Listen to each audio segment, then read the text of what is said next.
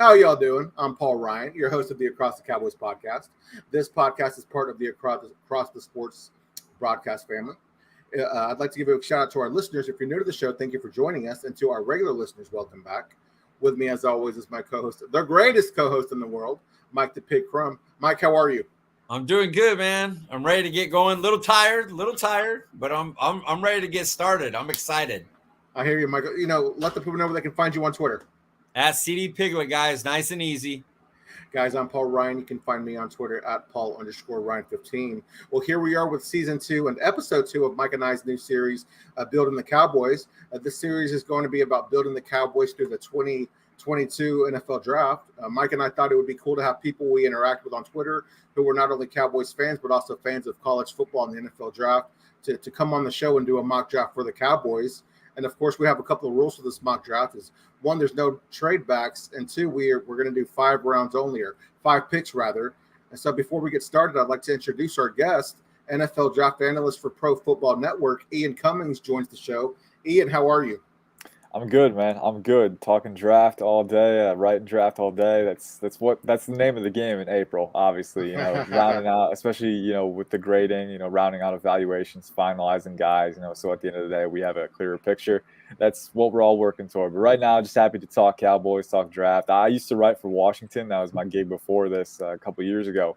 And they always had Washington's numbers. So the Cowboys are always up there, and I respect the game for sure.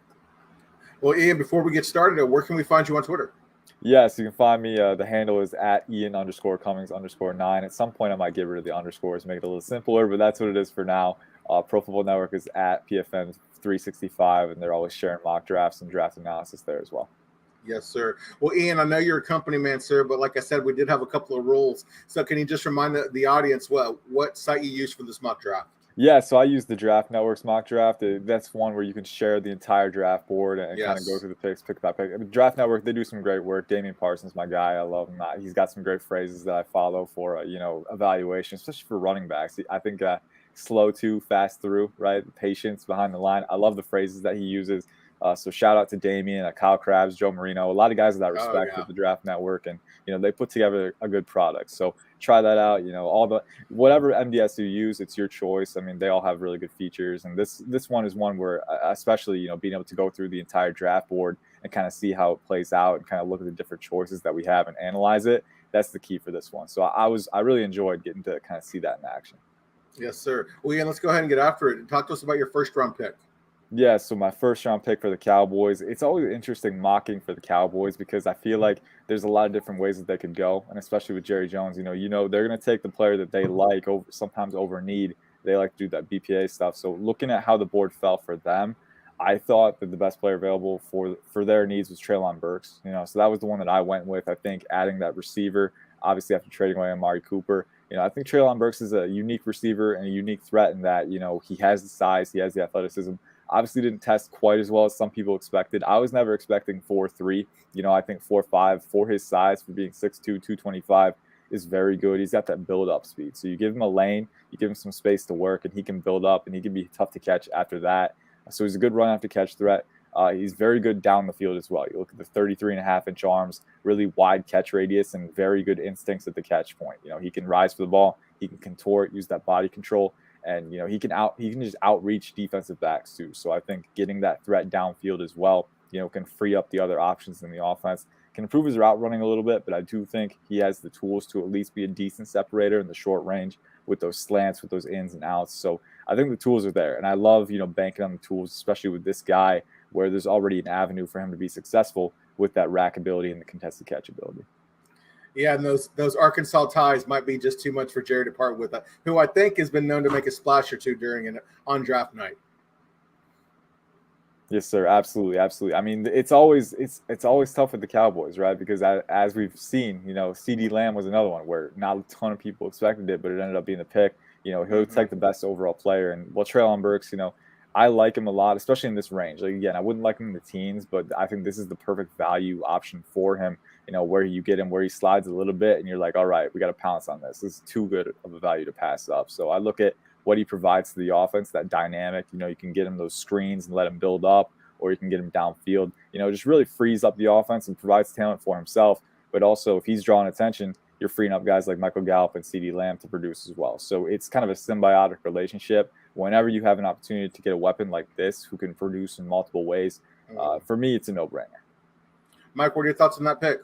My first thing is one thing I was worried about with Dallas is they need a left guard and a wide receiver so bad that I was worried that everyone was just going to pick Kenyon Green and then get a wide receiver in the second round. So I'm glad that this second draft we've already had a different pick. I wanted to ask you, I love Treylon Burks. Everybody knows I'm a Burks fan. What I want to know is, where do you have him listed in your wide receivers? Give us your top 5 wide receivers in this class right now, where you have them now.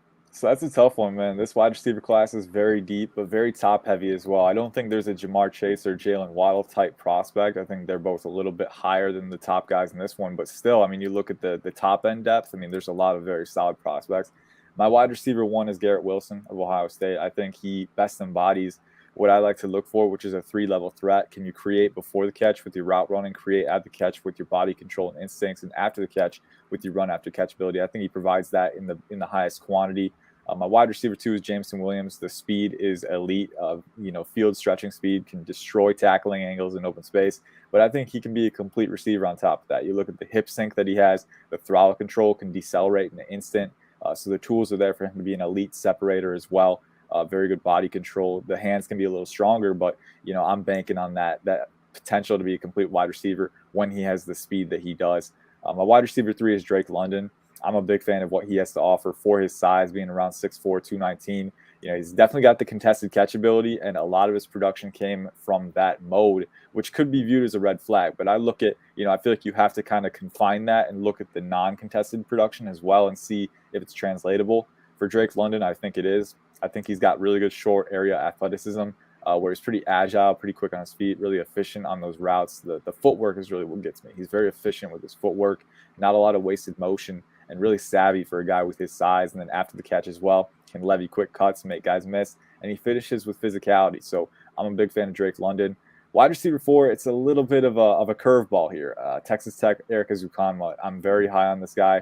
It's more of a projection of the traits. Yeah, I'm very high on this guy, but more of a projection of the traits. 6'2", 209 pounds, very dense frame, but he's got 33.5-inch arms, and it shows up in contested situations where he can rise and elevate and really track the ball. And he's got very strong hands as well. There's a couple examples from this past season where defensive backs are contesting the pass, and he keeps his hands on it with that vice grip and manages to haul down the pass. But then you look at the other phases as well. I think run after catch, very agile, very explosive in open space at a 36.5-inch vert and a 126 broad. And he can make guys miss. He's got that lateral agility, very good contact balance. I think he has a little better contact balance than Treylon Burks, to be honest with you, because you see more examples of Ezukanma bouncing off of guys, churning with those legs through contact and extending runs while being contested. So big fan of what he has to offer. Again, it's more of a projection, never had that elite production that Burks has, but the traits are all there with him. And Burks is right behind him at that wide receiver 5. He's in my top 5. I'm still a big fan of his game. I think with Burks, you get that, that explosiveness, the build-up speed in space, the contested catch ability, maybe a little bit more consistent with his contested catch ability. Some focus drops at times with his bigger hands is a little bit of a concern, but I do think he improved that in 2021. And then again, you look at the length, the build-up speed, the athleticism in open space. He's just a very solid player with a lot of upside. They're close for me, but that's my top 5. And I'm a big fan of all those guys. I think you could go down to the 15th guy, and I'd still be a big fan of him. That's how deep this wide receiver class is. There's really not a lot to hate about this class. And you could go down to round 3, round 4, and even get value deals there. So a lot to like for sure. And do you think Treylon Burks, I don't know, I kind of feel like the San Francisco 49ers, Debo. The Debo, I don't feel like he's as Debo-like as people make him out to be. What about you? Am I wrong on that? No, I don't think you're wrong. I don't think he's as Debo-like. I think the Debo comparison is one that people like to leap to just because he's such an exciting player with such an interesting role and that you can really use him anywhere. You can rotate him in the backfield on those end arounds, get him the ball any way possible and just let him work. I don't think Treylon Burks is quite there. I don't think that needs to be a slight on him, though.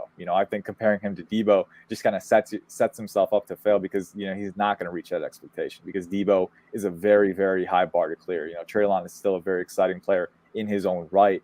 just not quite the level of contact balance or agility or run after catch that you do see with Debo. Still very good, though. I'm not going to knock a guy when he's very good, but not quite elite like another player. Debo is he's the paradigm, the absolute paradigm for that versatile weapon. You're very rarely going to get that. I do think there's some Debo-esque elements with Eric Ezukanma as well, and that's why I have him as high as I do, is because he was used on end arounds a lot at Texas Tech, just getting him the ball in any way possible on those screens, even handoffs, and still managing to make plays and using that contact balance as well. But, a lot of receivers have that versatility to some degree, and I think you look at guys like Burks and Ezukanma, and they're players that kind of check that box. Even if they don't reach the threshold that Debo does, he's kind of the absolute standard for that. So it's not something to be expected. I know we got the draft, but I love going through this. So where do you think Eric's going to go? You're fourth guy, but where do you have him projected to go in the actual draft? Yeah, so that's an evaluation. I'm kind of trusting what I see. I know he's not going to go as high as I have him. I think I would expect him to go probably, I don't know, I'd say end of round 3 at the highest, but maybe early to mid day 3 as well, round 4 or 5. I think that's probably a more likely scenario, just because he doesn't have a ton of buzz right now. You don't hear a lot about his name. There might be a team that likes him more than, they let on, and we always see guys go higher than people expect. But right now, I'd probably expect round 4 or 5 with maybe sneaking into round 3. It's just one of those evaluations where I'm kind of sticking with what I see there. And what I see is a high-level threat on the in the run-after-catch spectrum and the contested catch spectrum. And then you look at his route running, too. Very good hip sync. He's got pretty good deceleration ability. I think against TCU was really eye-opening. Not a very productive game for him. But I think some of those deep hitches on the boundary, was very good at stopping pretty quickly and accelerating out of those breaks. I think Texas Tech's offense could have done a better job of getting him the ball. The poor quarterback play hurt him at times. So that's one where I'm just kind of seeing, in a better situation in the NFL, that talent could really shine through. I don't expect him to go as high as I have him, but he could be one of those guys who outplays his projection. Okay, Paul, I have one more question, but it kind of plays into what I know is coming, so I'm going to let you go forward. I obviously love Treylon Burks. He's great, but go ahead. I know what's coming up here. So, Ian, you mentioned that, in the teens, you don't really like to pick Treylon Burks for the Cowboys, but here at 24, you like it. So, of course, you like the value there. But when you look at the players around Burks, do you feel like you drafted the best player available? Or when you look at the loss of Amari Cooper, Cedric Wilson, do you feel like maybe you're trying to fill a need there? Yeah, it's a little bit of a need, but at the same time, I think the value fell best at that position. It's just one of those things where it worked out. You always hear BPA or need. It's kind of a spectrum, right? Like every pick has a little bit of BPA or a little bit of need, right? Like you might have 3 players that you really like that are kind of these are the best players available. So which one is at the position of most need? And then that might weigh them up, right? It's never, this guy is surefire the BPA. I mean, sometimes it's that way, but when you get to this range, right, where you have so many options, it starts the boundary between that starts to get muddied a little bit. So I looked at Burks. I think he was the BPA given the needs that they had on the board. I was really hoping that Zion Johnson would be available because I would think he's a little bit higher on my board, but he got taken pretty early in this one, so that wasn't a scenario. Jordan Davis as well, because I know they use a lot of odd fronts in Dan Quinn's scheme, would have been a nice one, but he was taken as well. So I just went with the BPA, which I thought was Treylon Burks, and sometimes it just aligns where the BPA is at a position of need. And when that happens, it makes the decision all the much easier just to make that pick. So, what is it about Treylon Burks that you like more than maybe Devin Lloyd, linebacker out of Utah, or another wide receiver, Chris Olave, out of Ohio State? Yeah, so with Olave, he's my wide receiver 6. He's right there. I think with Burks is that I liked it, just the physical upside a little more. With Olave, it's interesting. I think he will have a role. He's very efficient with his footwork. You talk about, the differences between him and Wilson. He's not as sudden or agile as Wilson, but the straight line acceleration, the speed to flip defenses and go deep, is very appealing. And I think that he's a little more surgical with his route running and very efficient, very detailed, very smart, intelligent with how he kind of splices through those deep zones. So I love that part of his game. And he's a very good route runner in the short ranges too. But with Burks, I just see more physical upside. You're getting a guy who can work a little bit better through contact and contested situations, has that length, that body control, the frame density, and then the run after catch ability too. So those factors kind of separate it for me. Devin Lloyd was an interesting one. It was one that I was considering because I know they do have, some decent linebackers in that core, like Parsons, who's a little more versatile, not always used in that traditional linebacker role. Vander Esch, whose long-term future is a little uncertain. And then Jabril Cox, who, I liked him as a prospect, some good coverage upside there. But again, not sure what the long-term utility is there. You got to see it play out. So I considered Lloyd for sure. I like Lloyd a lot. He's currently my LB1, so it was something that it was kind of the runner-up, I think, for this pick. I think Burks was higher on my board. But with Devin Lloyd, I think you are getting a very smart player who's long, athletic, explosive in the box, very good in coverage. The one knock that I have is that the play strength isn't elite. Sometimes gets washed out by blocks, not always good at stacking and shedding. And that's a little bit of a concern for me. But, again, it was heavily considered. I just went with Burks, who I thought was the slightly better player in this one, and getting that offensive extra weapon. Absolutely. Do you worry about this? Is something I've heard on the other Cowboys shows too. Do you worry about the fit of Burks with Dak? A lot of people think Olave may be a better fit with the way Dak throws a ball than Burks. What would you say to that?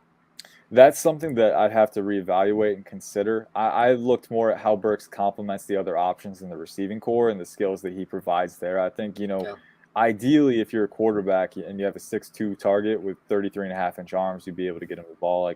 I'm not sure that would be an issue, but it is something that I have to go back and look at with the nuances of it. I will say that I think Burks' size and his athleticism do complement Gallup and Lamb very well, that they're different style receivers. They can play off of each other and free each other up for targets. So that's something I'd have to look at more depth because, there's always specific nuances with how quarterbacks throw the ball and how they might prefer receivers to, play it, right? But, at the same time, I do think adjustments can be made. Chemistry can be attained over time. And as long as the talent's there, you can work with it. So, Michael, when you look at Devin Lloyd or Chris Olave or Treylon Burks of the three, who would you have drafted? I would go Burks as well. I'm not I don't really want Lloyd, a linebacker. I didn't want a linebacker when we were talking about Parsons, and he ended up being like the best player in the draft. So I'm not going to think Devin Lloyd's a little bit older. Like I'm very big on value of the pick too. So yeah, I think Burks would have been my guy. I agree. I think people mistake Dez kind of losing a little bit of his athleticism and him and Dak not connecting as well, and them thinking, oh, we don't want a Burks type because those two are similar. Give me an Olave. Now, I think Burks is a better receiver. I want the better receiver. Absolutely. Well, I think it's safe to say you look at Treylon Burks, the position where he went to school, that Dallas would realistically draft this guy, correct?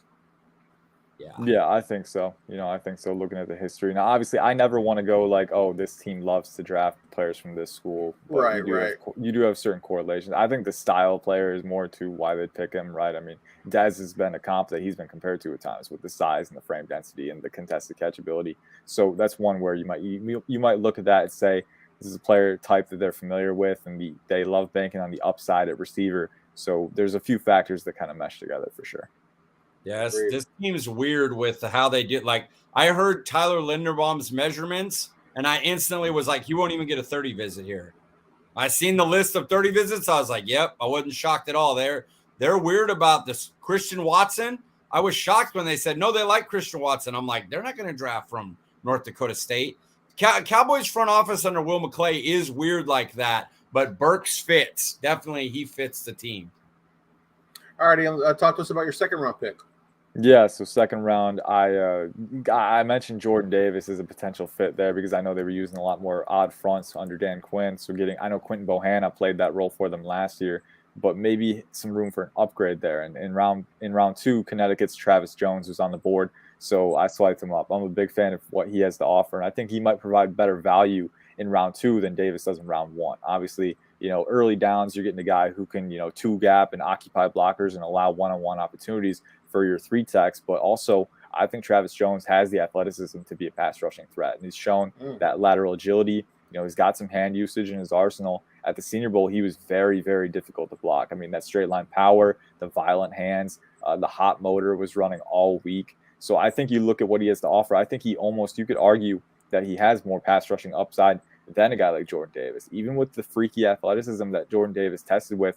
Very little in his hand usage arsenal right now. Plays very tall with his pads. And those are a few things that kind of turn me off to him, even though I love the early down ability. With Travis Jones, I think you have a little bit more flexible, a little bit more free of an athlete, even with the testing numbers. And then the straight line power, the disruption ability. that in itself can provide value. So I think you're getting a young player who's at the very bottom of his ascension right now and is trending up very fast. So get him on that line with Oso Digizua, with the other defensive linemen, and I think it could be a very good symbiotic relationship over there and free up those guys to really eat on those pass rushing downs. So I love the fit here with the new scheme, and I think he could be kind of the player that unlocks the rest of the defense and allows them to play freer and faster. Mike, I already know the answer to this question. I'm going to ask you anyway. What are your thoughts on the pick? I was going to say you could answer this. Look, Ian, I once went on, after we played the Ravens about 2 years ago, I went on a 8 to 12 minute rant about how if this team does not get a one technique, I will freak out. Like, I'm just going to freak. When we signed Brent Urban, my dad's a Bears fan, so I absolutely love Brent Urban. He was my favorite signing of the whole last season. I loved him, and if we get Travis Jones, I will cry. Wherever I'm at, I will cry if we get Travis Jones in the second round. I will. That is as happy as you could possibly make me. Jordan, you could do Jordan Davis and Travis Jones back to back, and I probably wouldn't even care. Like, you can make those two the picks. If this team goes another year with Dak Prescott where they're giving up 200-yard rushing games multiple times in a season, I can't handle it. So you don't know how happy you just made. And you've seen, if you go back and watch this, watch Paul's face the minute you make that pick. He smiles the whole time because he knows what's coming. I would give anything to get Jordan Davis or Travis Jones or even a Ridgeway later on. Just give me one of those three, and it will be like a happy draft for me. I love it. It was not my intention to evoke such emotions on this podcast, but I'm glad I did it. I love it. Yeah, I think you talk about the nose tackles in this class. You got Jordan Davis, Travis Jones, John Ridgeway, Atidio Ogbania from UCLA is another one who has some talent. But I think you look at Davis and Jones, they're kind of in a tier of their own right now. And I think that the gap is closer between them than it is between the rest of the class. So I'd look at Travis Jones. If you can get him round 2, I mean, this is a guy with all the talent. And the one thing that I look at is that he's already going to be a pretty good two gapper early on, a guy who can occupy blocks and free up other guys and allow the linebackers to come in and stay clean. But you look at him on pass rushing downs, I think he does offer more pass rushing potential as well. So there's a lot of upside there, and it's a fun pick to make because people act like the 0 tech, the 1 tech, not always the flashy pick, but can do a lot for your defense, as you mentioned. This defense needs it, especially it made me nuts because at first for a while my number one pick was Jordan Davis. Now he's not going to be there. Knock on wood, we know CeeDee Lamb happened, but he's not going to be there. But that was my guy, and people were like, "You would use of all people, Mr. Off-ball linebacker, Mr. Running back, would use a top round pick on a 1 technique that plays a low amount of snaps?" And I was like, "Yes," because he's elite in his limited snaps. Either one of those guys are elite at doing what they do. And this team is so deficient at it. And they put no value into it. I love Brent Urban. He does a great job. He costs you nothing. I love Quentin Bohanna. I love that pick. I love the value. He was a 6th-round pick. He wasn't coming in and killing people. You get Travis Jones, you're set at your 1 technique. Man, I wish that would be the pick. Well, moving along, you mentioned when you talk about those traits, it sounds like that's going to be a good value at that pick there at 56. Ian, did you feel like you drafted the best player available, or were you trying to fill a need there as well? Yeah, I think I think it kind of culminated pretty well in terms of BPA and need. I think Jamari Salyer was one I was looking at, offensive guard, maybe a little high for him, which I think Travis Jones is considerably higher on my board. I do really like Salyer and what he provides. I think especially he played tackle at Georgia, but he translates really well to guard, and he had some really nice reps on the interior at the Senior Bowl with that proportional length for his shorter, squatty or dense frame. Really powerful extensions, pretty good lateral agility on the interior at least.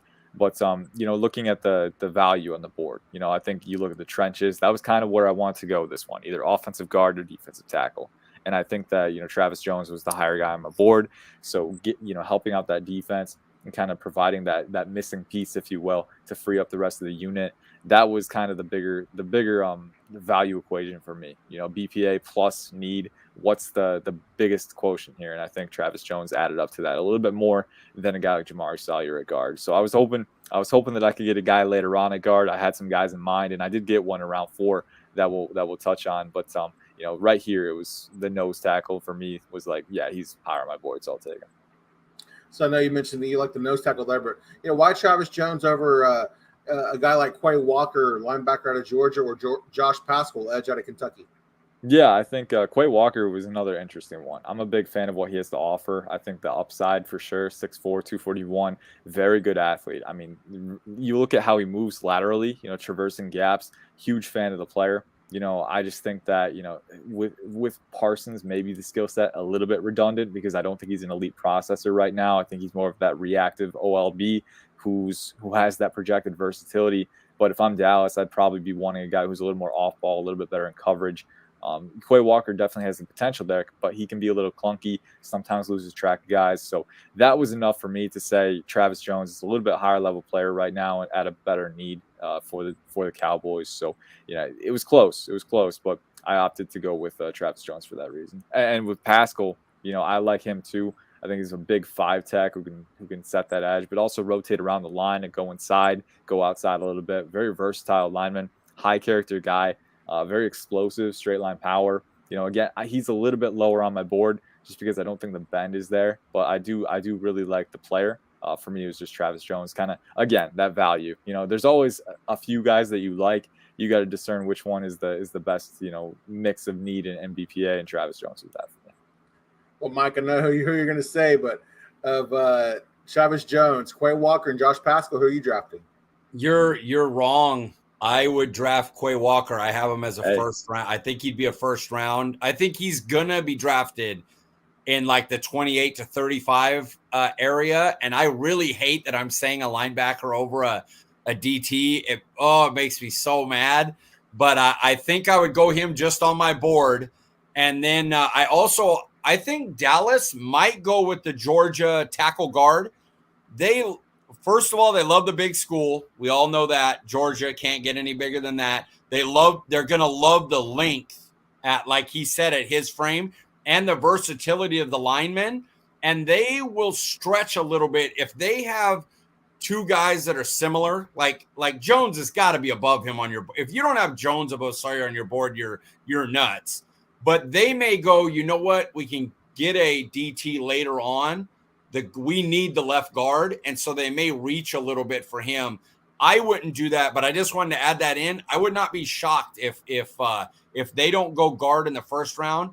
If the tackle turn guard from Georgia is the pick at 56, would not shock me at all. Little high for him, but it wouldn't shock me. Yeah, and it's going to be interesting to see where the board plays out. I think he's always struck me as more of a late round 3, early round 4 guy. So, maybe this is one of the things where the MDSs, have a little different valuation. So I'm curious to see where he goes because I know there's NFL evaluators that are going to like him, but he's always struck me as kind of a late round 3 guy. Maybe he goes earlier. We'll see. But I think if he's there in round 3, that's another one where if you're Dallas, if you can get Travis Jones and Jamari Salyer, that's a home run day two slate right there. Cry. That's a cry. That's a cry set right there. I also have a round 3 on Sawyer. Yeah. So you mentioned a home run. I assume you think that Dallas would realistically take Travis Jones here at pick 66, or excuse me, 56. Yeah, I do. I think it's always a little tough to project, right? But I do think, with what they need on that defense, I think he's kind of he's really a perfect fit. I mean, with what he provides, and at the same time, on top of that early down utility, and the impact that he provides, again, having that pass rushing upside, and he's shown that he has that swim move, that club, very violent player. He's athletic. Like I said, I think he has more upside from a pass rushing standpoint than Jordan Davis, just because of the type of players they are, the type of frames that they have. Travis Jones has been comped favorably to Derek Brown, who, if you remember who he was as a prospect, was a very, very highly regarded prospect. Obviously hasn't panned out quite as much as you'd hope, but the same potential is there. And he was on Feldman's freaks list, definitely has the athleticism that's well documented with the size and the two-gapping ability. I think it's a pretty easy decision if I'm Dallas. Mike, I know your answer to this question, but it sounds like you don't think Dallas would take Travis Jones here. If I'm Dallas, it's the pick easy. Under Will McClay, since he took over basically in 2014, this team has drafted one technique ever. One DT that wasn't a 3 technique ever, and it was Quentin Bohanna last year, which gives me hope that Dan Quinn would go, no, we need big boys, and he has a big stick in the room. So it gives me hope that they draft him, but it's just like safety. Safety and defensive tackle, they do not value, and it makes me rip my hair out. But if you made me bet, like, hey, if Travis Jones are going to, well, no, I can't bet on it because they never do it. It frustrates me. I'm sorry, Ian. I hate that I have to say that. But Will McClay, safety and defensive tackle are just not positions they value with money or with draft. They just gave Jaron Kearse $5 million. Like, if he wanted more than $6 million, they were going to let Jaron Kearse walk after the year he just had. It blows my mind. They don't value those positions. So I hope they do with Dan Quinn, but it makes me scared. I'm scared of it. No, you're good, dude. And then, like, that's why I'm glad you guys are here, because, like, it's always interesting projecting to different teams, and, like, you can only know so much. You guys have been covering Dallas, so you know more than I do about the tendencies, year over year, and how far it spans back. So I appreciate that perspective. And like you said, I like to think that Dan Quinn, especially the turnarounds that the defense underwent, under his tutelage, right, would get a bigger say and say, like, hey, this is what I need to make this defense even more successful. And hopefully they take that into account. But you never know. And as you said, front offices have tendencies that they stick to, and that's just how it is sometimes. And you look at what Dan Quinn did. He got Osa in the third. He got Chauncey Golston, who was another long defensive end that they typically wouldn't draft in that area. He got that. He got Nahshon Wright at 99, which everybody was like, whoa, how the hell did he manage to get them to draft that guy right there? So his word means something. So I'm hoping, man. Come on, give me him. Well, moving on to your third pick, Ian, talk to us about him. Yeah, so the third pick, I stuck to the defensive line here, and I was kind of playing the board. I think he's a second-round value for sure. So I was kind of just taking the BPA here, kind of sticking to that philosophy. USC edge rusher Drake Jackson is what I was going with. I think opposite Gregory DeMarcus Lawrence. Ouch, I was going. My bad. I got the names mixed up. Gregory's going to the Broncos, but I got DeMarcus Lawrence. Opposite Lawrence, I do think Drake Jackson has a lot of upside that you're working with. I mean, this is a guy who, I think the versatility is the most exciting thing with him. Because he was listed around 250 at times in college, but was at 271 at his pro day, and he showed that he could retain the elite athleticism that he has. Very explosive off the line, 34-inch arms again, so a very long player with good proportional length for his frame. And then again, you look at the combination of that, the speed to power, he's got that. Very good lateral agility. The hand usage didn't quite improve to the degree that I wanted it to from 2020 to 2021, but he's still a very young player. I think he's going to be 21 for the whole season. So a lot of untapped potential here. And I think you look at the pass rushing upside, there may have been bigger needs on the board, but I looked at what Drake Jackson provided from an upside standpoint, having a round 2 value on him at 88 overall. I was thinking, yeah, I got to take this one. So Jackson was my pick. Getting another pass rusher in there and kind of beefing up that unit with the loss of Gregory. Mike, what are your thoughts on that pick? I'm going to let you know right now that there is a lot of discussion of him being the pick at 56 if he's there. A lot. They love it. Length, big school, USC, the big Dallas thing's not going to bother them. They love his length. And it's funny that Ian kind of nailed it here and set me up perfect. One thing that Dan Quinn probably does the best in his making players better is their hand usage. He is great at helping people develop that. And as Ian said, that's the biggest weakness in Drake Jackson is probably that he needs to get better with that. So if you're taking a guy with those kind of traits and giving him the guru with the hand usage, it makes a lot of sense why there's a lot of talk of him being the possible pick at 56. I think value-wise, you can't knock that at 80. If he falls to 88, you run to the podium. That's a blinking light. He's definitely a second-round grade. So that's a really good pick. I was wondering, how's he going to do it without a guard? And then when you say the picks, I'm like, well, value-wise, you just can't knock the pick on value. You really can't. Yeah, for sure. And I was, I think we can pivot into this, but there were a few guards that I was considering. Like Cole Strange from Chattanooga is one that was on the board, and he's a high level athlete who had a good Senior Bowl showing. I was thinking of him, but like you said, the value, I was just like, that's too good to pass up. I can't pass up that. It's too good. It really is. You guys keep mentioning good value, so obviously this was a good value pick here. You look at the need for an edge after the loss of Randy Gregory, obviously. And again, it still sounds like you picked the best player available. So you look at Dre Jackson. What is it you liked about him over another edge, Nick Bonito out of Oklahoma, or another guy the Cowboys have been linked to, Sam Williams out of Ole Miss?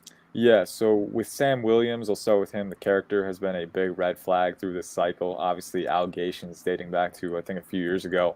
But, from people that I've talked to, that I've, been listening to, has not passed those tests. Obviously he had the Senior Bowl showing, but I've heard it's still a red flag, that he's not that guy off the field. So that's a concern for me.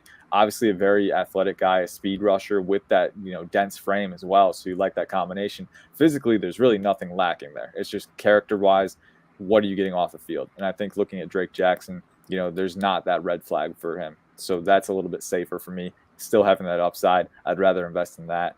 And who was the other player? I forgot. It was Nick Bonito. Nick Bonito. Yeah. Bonito was a little easier, I think, with him. It's just not quite the size, and he did measure pretty well at the NFL Combine, 6'3", 248. But it shows up on film. He just doesn't have elite play strength, and he can get washed out pretty easily. He's definitely more of a speed rusher with that bend, which is valuable in the right scheme. But, he doesn't have great length either. He's really more of that finesse rusher, has some decent speed to power, which when you're as explosive as he is, you can have that. A lot of the speed to power comes from the speed part, generating that momentum off the snap. But at the same time, without elite length, you don't have as good of a conduit for speed to power. With Drake Jackson, those 34-inch arms, that provides a much better conduit for power, driving into those torsos. And I think I just look at the size too, the size and the length. It's something that Jackson has that Nick Bonito doesn't. I do think Bonito is a little bit better right now working around the edge. Obviously, the bend is, arguably the best in the class, right? But, just looking at that player archetype didn't strike me as the archetype that Dallas would pursue. Well, Mike, you look at Nick Bonito, Sam Williams, and Drake Jackson. Who would you draft? Well, this one's easy. Honestly, he's been on 5, I think he said, podcasts today. So I'm going to make this one easy. Drake Jackson's just better, period, than the other two. So he's the easy pick. I do think Dallas will look for Williams if he falls to 129, which is possible because of character. They like him. I think they would bring him in. They're into the second chances. Bonito doesn't fit what they do. They want length. Dan Quinn's not going to get – they don't need a guy to come off the edge third down. They have Parsons and Armstrong can do that, and Tank can move inside. They have that. So, you mentioned the big school. You look at the position. It sounds like this is a guy that Dallas would realistically draft. Yeah, off of the surface evaluation, you guys can confirm you're closer to it than I am. But looking at the traits, I think that, looking at this, especially the value, that was the biggest thing that struck me. Like Dallas is one of the teams that if you're asking me what's the team that is going to, subvert all need and just take the BPA if he's there, if the value is that good. And Dallas is the one that strikes me as that. They've consistently done that. So looking at Drake Jackson, the guy that I have valued in the round 2 range, if he's here at 88, I'm like, yeah. Dallas is definitely pouncing on this because edge is not, it's not their biggest need, but it is a need still, after losing Gregory. So this is one where it's pretty easy, if it's even on the spectrum of needs for your team, and if you can get a talent like this, you've got to take it. Absolutely. Well, talk to us about your 4th round pick, Ian. Yeah, so 4th round, finally addressing interior line. I didn't get to it as quickly as I wanted to, but I think we can agree now that, the picks that we made were pretty decent, but I did want to get to interior line at some point. I took the other Georgia offensive guard here, Justin Schaefer, with this 4th rounder. I do like his tape as well. I think you look at, Schaefer and Salyer, both guys that have a lot of upside at the next level. Salyer has a little bit more, but I think Schaefer is pretty underrated and just, how solid he is. Looking at his tape, I remember played with pretty good leverage, pretty good knee bend, had forceful hands, was able to extend and latch onto guys. At the Senior Bowl too, I don't think he didn't have a lot of buzz, but he had a quietly solid week, really holding his own in those one-on-one matchups. You look at the physical traits that he has, and, I think there's a lot to like there. He's around 6'4", 314, over 33-inch arms, 33 and 1/4, so passes that test. Ran a 5.14 and had a broad jump near 9 feet. So, again, 40 times, not very indicative of success at the guard position, right? You know, you're in the trenches, you're in that phone booth, so it's not an exact indicator, but it does show athleticism a little bit. I do like that he's able to get out in space, get to the second level, and he's also pretty physical, pretty violent with his hands. You know, again, not the elite athletic upside that would say, you know, he's a round 2, round 3 guy, but I do think he could sneak into round 3. So again, you know, seeing that potential upside there, if he's here in round 4, that's a guy that I'm taking. So I think Justin Schaefer, you know, can be a steady guy, can have that, you know, immediate starting utility and go on to be a pretty solid player. So I was thinking, again, the value, but also a need that I really wanted to address. And I was really glad that he was still on the board so I could get him here. Mike, what are your thoughts on that pick? I'm in love with Ian Cummings. I want to marry him. Listen, if you went over like in my brain of what we need, the big one technique, and I want a power guard. No offense to Connor Williams. I was not a Connor Williams hater. I think he's a pretty good guard. I want Ronald Leary. I want a guy that we need a guy on this line that can move somebody or hold up against the Justin Hargrave and go, no, you're not going to push me. This dude's big and powerful. What was he? 6'3.5", 326? Was that his measurements? Something like that. Or 314, but still a pretty big dude. And I know he's got those 33-inch arms. So again, you know, with guards, especially we see tackles move inside because they don't have the length sometimes, but so it's not a necessity, right? But again, I do like guards that have length because again, more power capacity with your punches. You can get your hands on guys a little bit quicker. Just stuff like that. It's a game of inches, right? So on one hand, it's like, why are you consternating about a couple inches? It does matter. You know, it's a game of inches. If you're a little bit longer than the guy across from you, maybe that's the difference of being able to latch on and keep that anchor. So Justin Schaefer is a guy that I'm a fan of in this range. I think good value, and for the reasons you mentioned, the physical traits, the physicality, again, you know, just being able to stonewall guys and just kind of hold up his end on the interior. The best offensive linemen are the guys that you don't hear about, and I think he can be one of those. I could turn this dirty, but I'm not going to. I'm just going to say Cowboys front office, they like them some length. That's all right. Awesome. So, all right, Ian.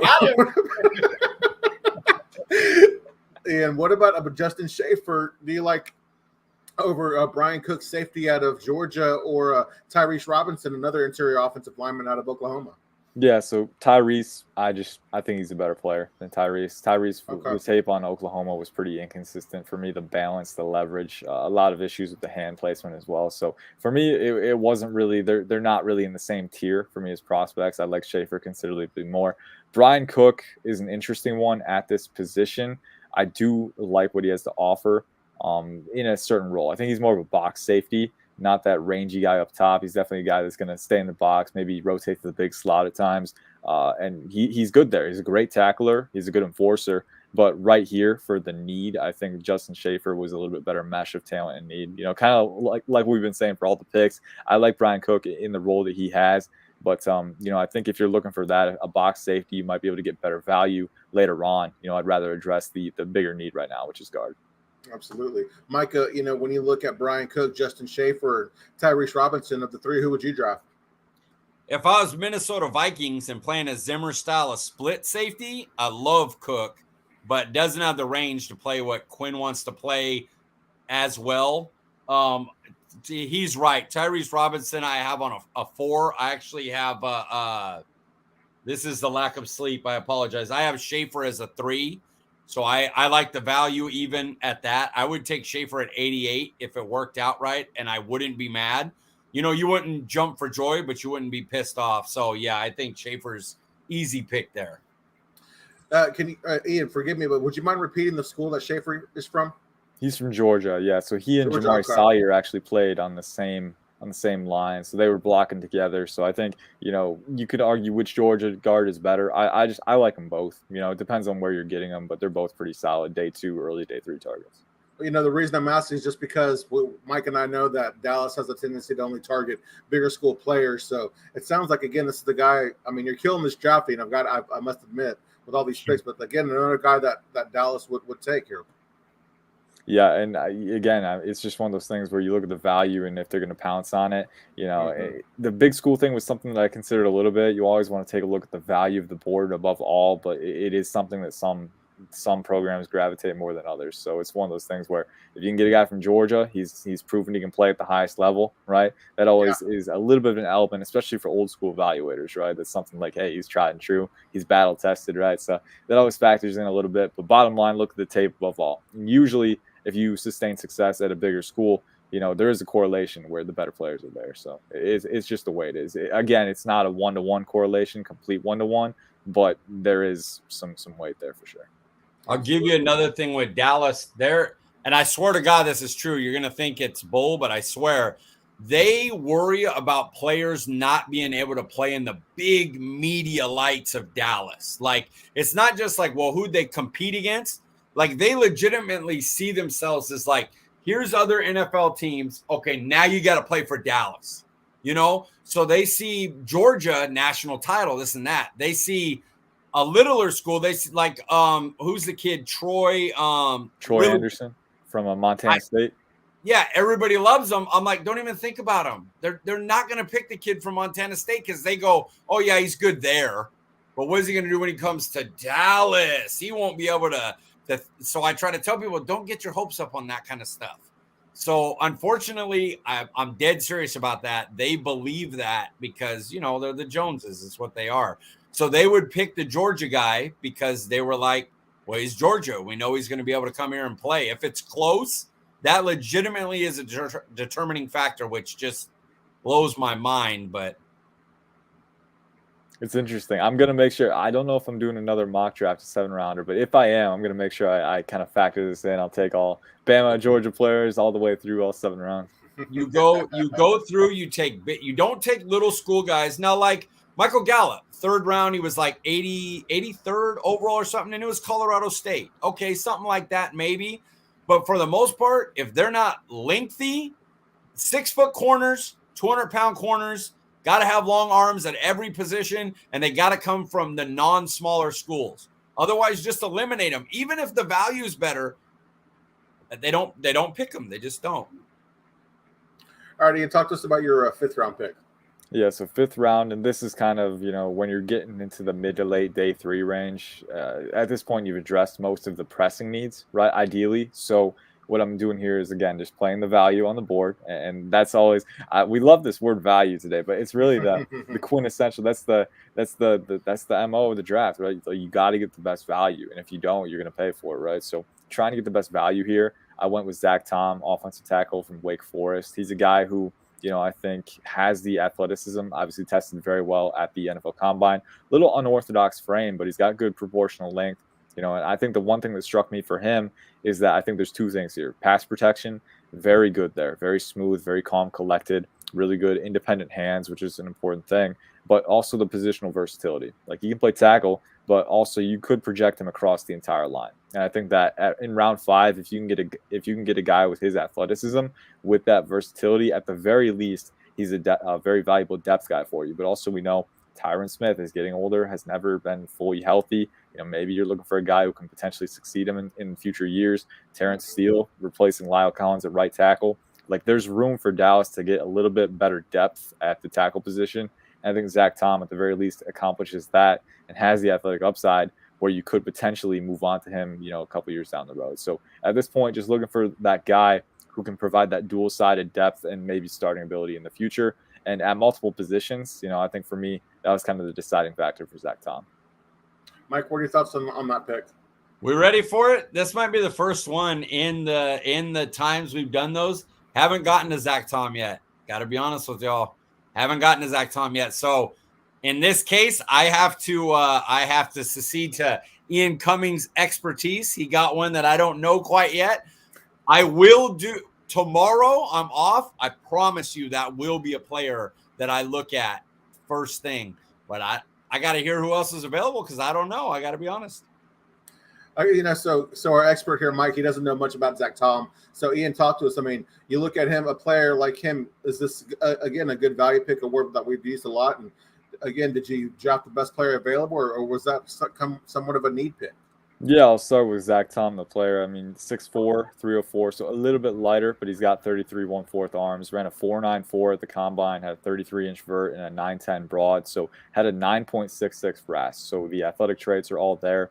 So I think looking at that developmental potential is already a big thing. Again, not the longest guy, a little bit lighter, but you could pack on some weight to his frame and help him develop. So I think looking at that, is he quantifiably the best player that was on the board? If I can look at the options here, I mean, you got Jerome Ford at running back, which, I mean, at this point, this is the earliest point that I would probably consider running back, maybe round 4, but it's not a huge need for the Cowboys, right? But, if Jerome Ford is there, he's a great value deal. Again, I look at Zach Tom, and I think offensive line a little bit more valuable.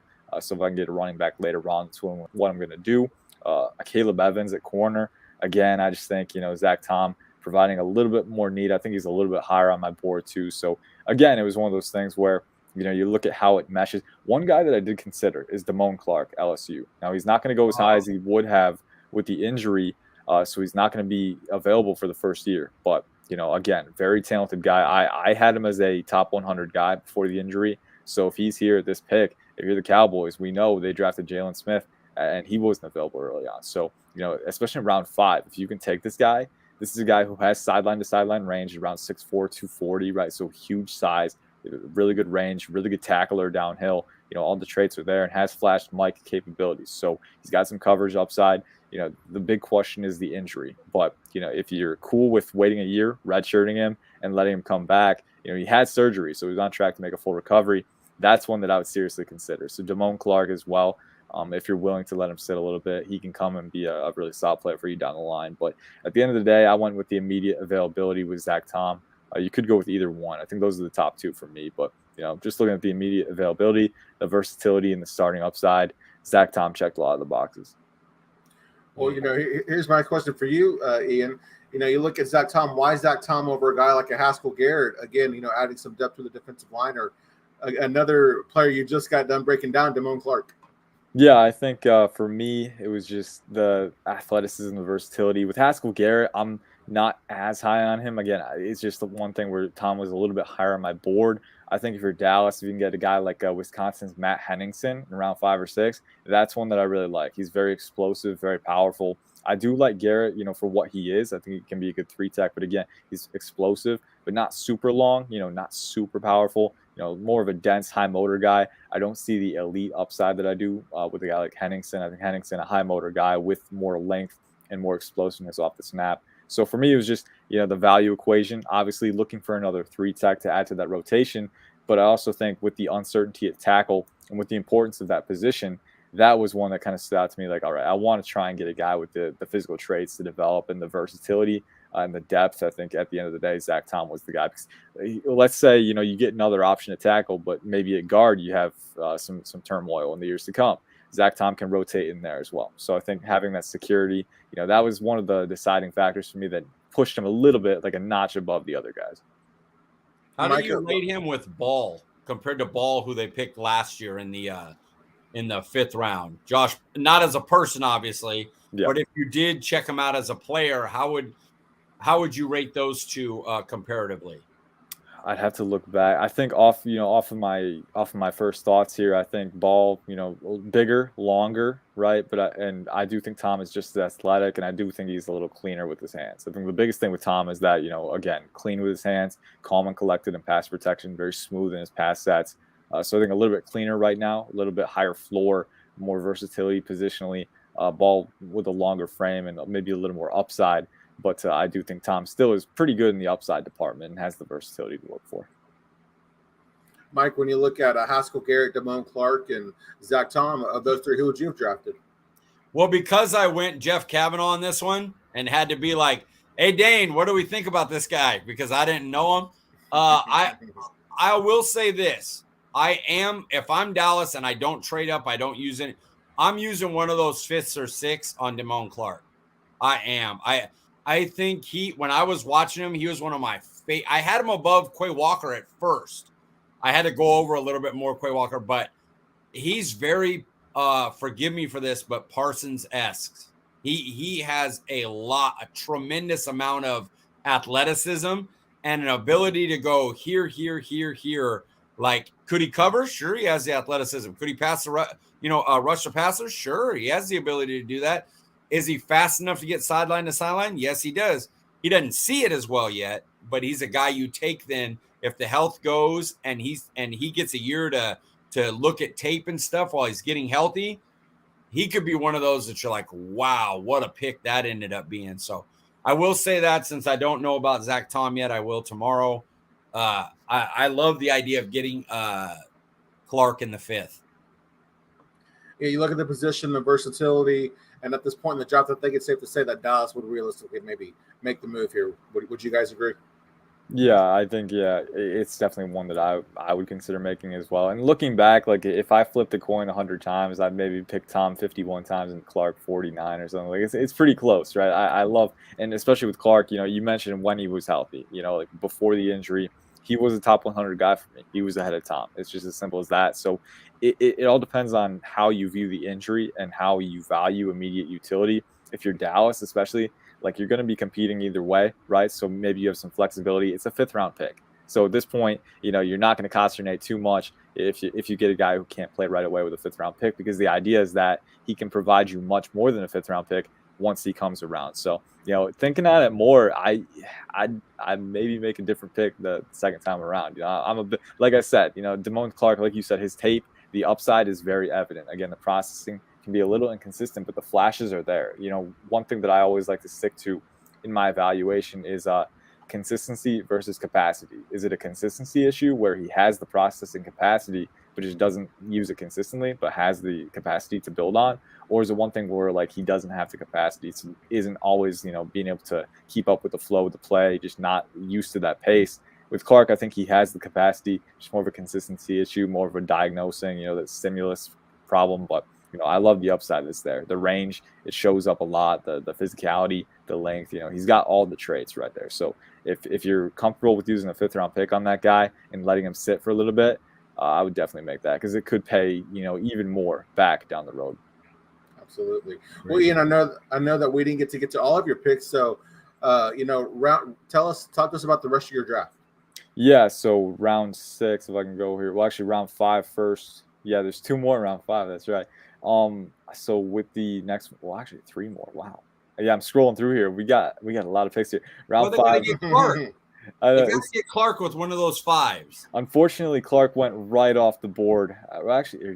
He went right before the next 5th rounder. So ideally, I would probably trade up a little bit to try and get him. If we were doing trades, that would be a good one to kind of snag him. And you're at most you're giving up a couple of day 3 picks probably, so nothing too major. I think it's worth the cost. Unfortunately, he went a little bit before. So at 167, I took Kobe Bryant, Cincinnati corner. Not as athletic or long as Ahmad Gardner, but I think a really savvy technician who has the ball skills to make plays at the catch point. So I think could be a really good depth guy who maybe rotates into a starting role later on. Later in the round, 2 more picks. I got Eric Johnson, defensive lineman from Missouri State. This is a guy who was very impressive at the Senior Bowl. I think he's around 6'4", 295, 300. So a really good frame that I look for, really good length. He's explosive off the snap, high motor guy, was really relentless and showed off some nice lateral agility at the Senior Bowl too, where he's getting guys with the spin move, with the swim move. He has a lot in his arsenal for a smaller school guy. And I think, you mentioned Dallas not being able to take those guys or not being willing to. Yeah, but I think at round 5, maybe you can spin it a little bit. So especially with how he showed out at the Senior Bowl, I think that was a big test for him. He got elevated from the NFLPA Bowl and proved that he belonged at the Senior Bowl and coming late on short notice as well. So it was pretty impressive to me. It wasn't a combine invite, which was surprising, but tested very well. So I like the upside there. Another small school guy. This is where I kind of stray from the big school mentality here, but Pierre Strong out of South Dakota State. Again, a very good athletic tester. I think the NFL Combine, if I can pull up the numbers here, he ran first off, 5'11", 207, ran a 4.37, a 36-inch vertical, and a 124 broad. So I look at, Tony Pollard potentially moving on soon, maybe getting a dynamic runner in that rotation to kind of help build up through the wings. I think even with the small school aspect in there, has the physical traits that you look for, the speed, the athleticism, the quick cut ability really shows up on tape with him. Moving to round 6 now, if I can scroll through real quick and find the next pick here.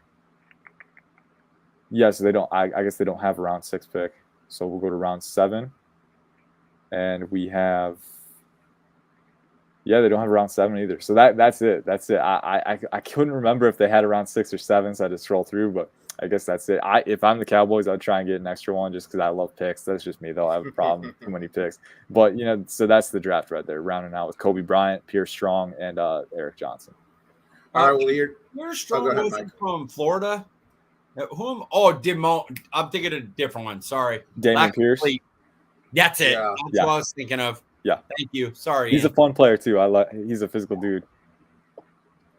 All right, so Ian, here comes the tough part here. Our draft guru, CD Piglet here, is gonna grill you here. So, Mike, start us off.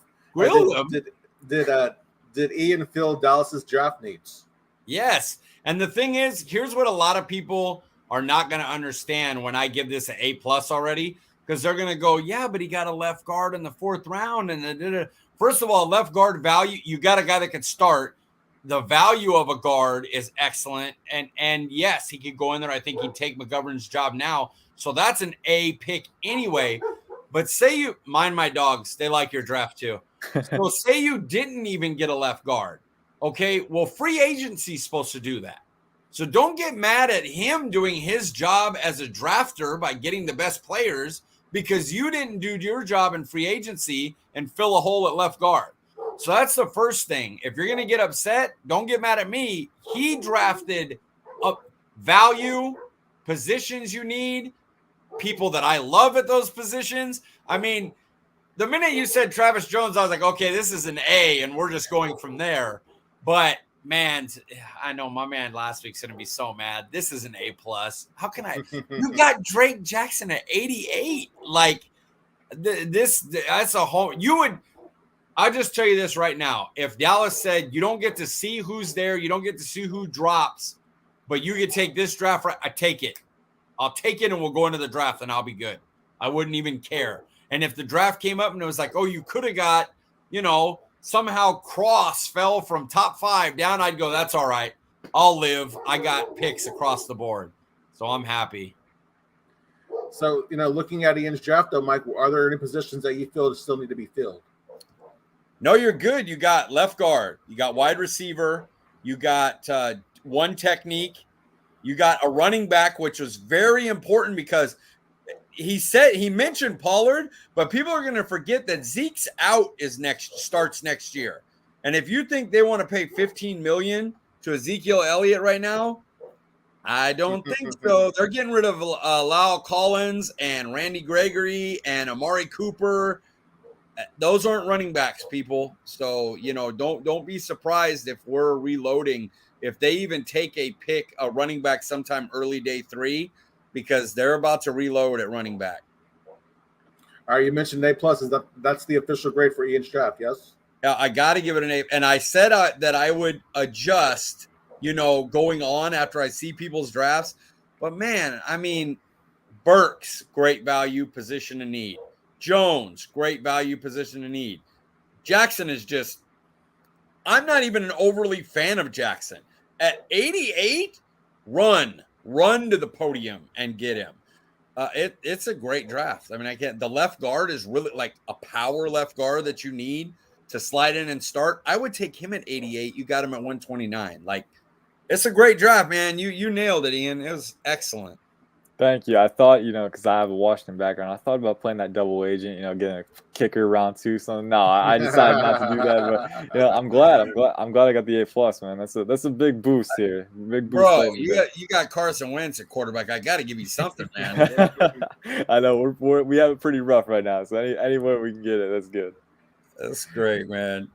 Well, Ian, I can't thank you enough for coming on. Before we get you out of here, talk to people a little bit about what it is you do with PFN.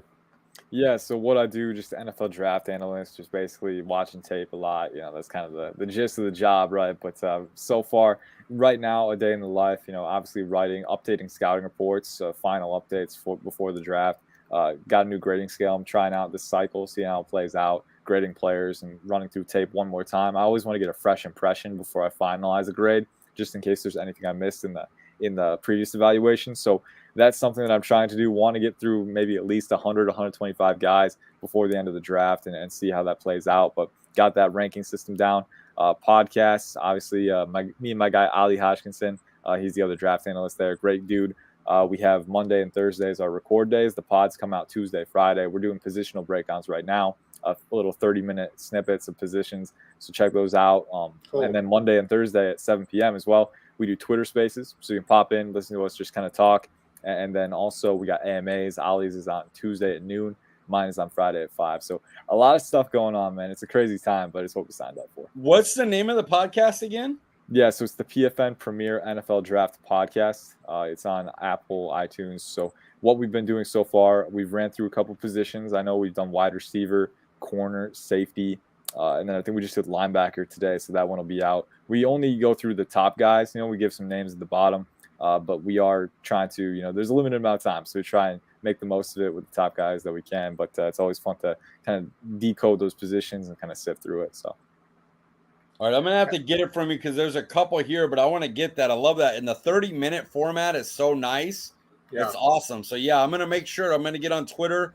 Send me it so I can get on my Apple podcast. I want to add that ASAP, please. Yes, sir. We'll do. To be clear, the first few were around 50 minutes.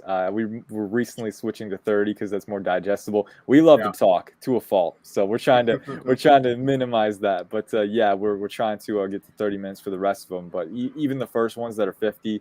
I would argue the information is pretty valuable. Talking about some safety conversations up top, sleepers to watch at different positions. So there's always a lot to cover with the draft. It's hard to confine it into a 30-minute space sometimes, but it's tough. It's tough. It's the best time of year. So yeah, we try to do 45 minutes to an hour, but if you look at that live, I talk too much. Well, Ian, for those who aren't watching, let the people know where they can find you on Twitter. Yes, you can find me at Ian_Cummings_9. And then PFN is at PFN365. If you ever have a question about my draft analysis or want to ask me something, feel free to hit me up. Always happy to respond and give my thoughts and have some conversation. Mike, remind the people they can find you on Twitter. At CD Piglet, guys. Nice and easy. Letter C, letter D, Piglet. Guys, I'm Paul Ryan. You can find me on Twitter at Paul_Ryan15. We appreciate you joining us, and we'll see you guys next week.